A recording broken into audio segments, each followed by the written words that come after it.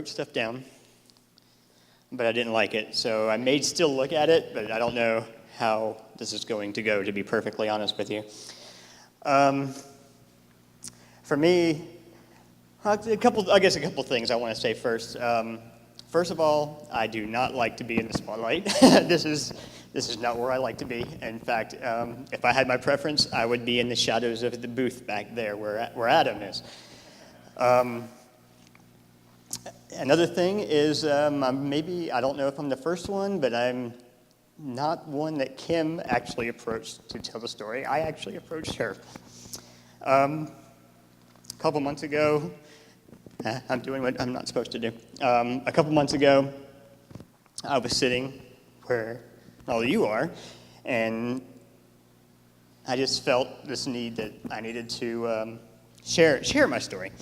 So I sent Kim a text, and she said, sure, why not?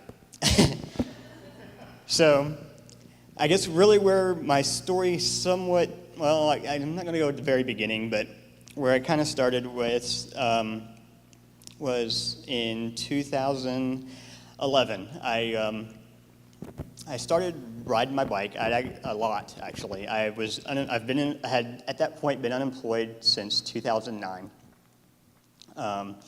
Riding my bike kind of became my thing.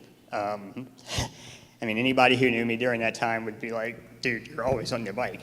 And in fact, and they weren't wrong. I got up to the point of averaging between 50 and 70 miles a week. And it was pretty good. I enjoyed it. It was sort of something to sort of take me away from the fact that I had no money, no job, nothing like that. And so, I enjoyed it. And then in November of that year, I had a bike crash. Didn't think really much of it. I kind of, was beat up a little bit. I kind of looked like I'd been in a bar fight. But, after a few days of being really sore, everything seemed to go back to normal.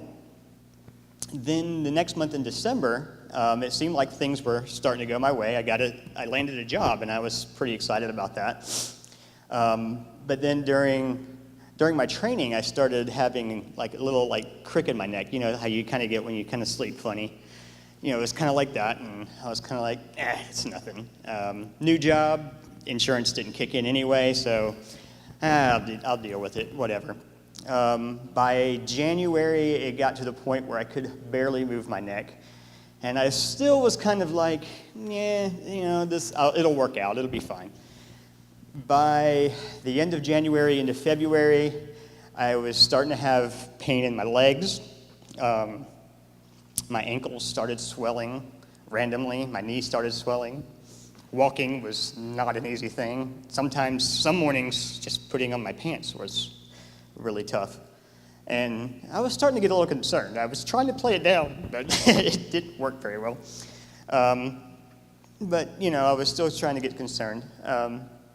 My insurance kicked in on April 1st, and I remember telling my mom, I was like, after church today, I think we should go to the doctor.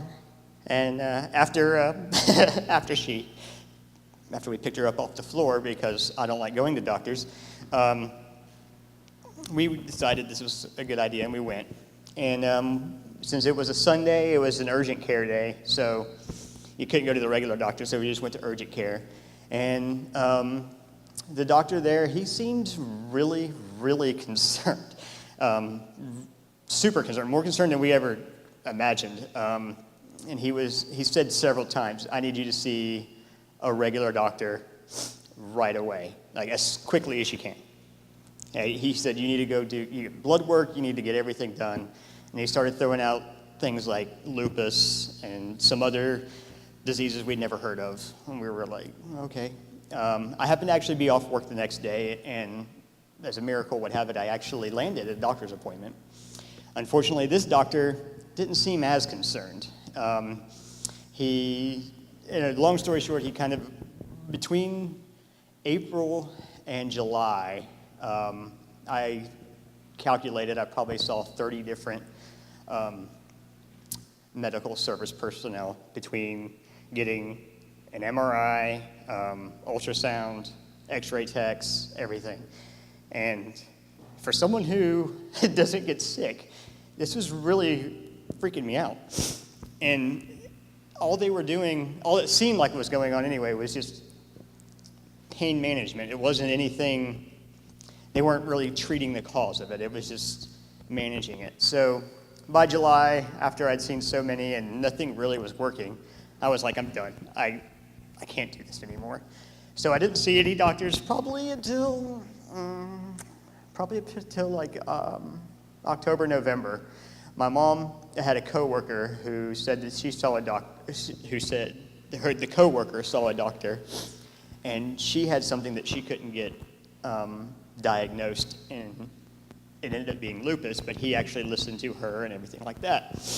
And I was kind of like, I don't know. I kind of lazed around a little bit on that, but then I finally did go. And true to form, he seemed like an older guy. He seemed like your grandpa. He was pretty awesome. And he listened to me and did some blood work, which the other guy wouldn't even do blood work. I came back the next week, and he was like, I have an idea, but I'm not sure. I want to refer you to a rheumatologist. So I went, and I thought, this is going to be just another one of those trips where you just go in, you say something, they pat you on the back, and then you leave. I'll be out here in an hour. 3 hours later, I had probably 30 X-rays done, felt like 10 vials of blood taken out of me, and a pretty thorough exam, and I was really impressed. The next week, actually that day, the rheumatologist, she said, I have an idea, but I don't want to say anything until the blood work comes back. So the next week I came back in, and she was like, yep, it's what I thought it was. It's a disease called Ankylosing spondylitis. If it goes untreated, spine fuses, and it's just really debilitating and painful. She was like, we're going to get you started. We're going to get through this, though. We're going to get you on some pretty aggressive medication. And so she did. And the amazing thing was within a couple of months of that, I was almost normal. I was walking around like a normal person. I even was able to get back on my bike, and it was pretty cool. But then it seemed like other things started going wrong. That job that I had just gotten, times were tough. They were cutting hours, and I wasn't getting paid much anyway. So it just seemed like, on top of it, it just seemed like every time I was making it through something else would go wrong. Something else would go wrong. And it was a tough time. What I can say, though, is it turned into probably the biggest learning experience that I've ever had. I was able to look through, I can look back and I can say, you know what? God was with me, helping me out with these things here, helping me out with these things there. He put some amazing community of friends in my life.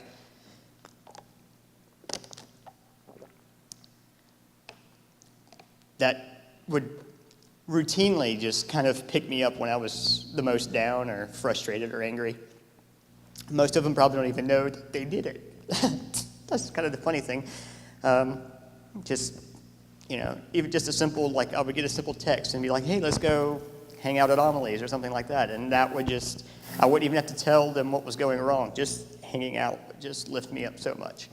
And I can look back and say, you know what, God put those people in my life, and he was able to restore me much more than, a month ago I actually just got a new job, making almost the same money I did previously, which is pretty awesome.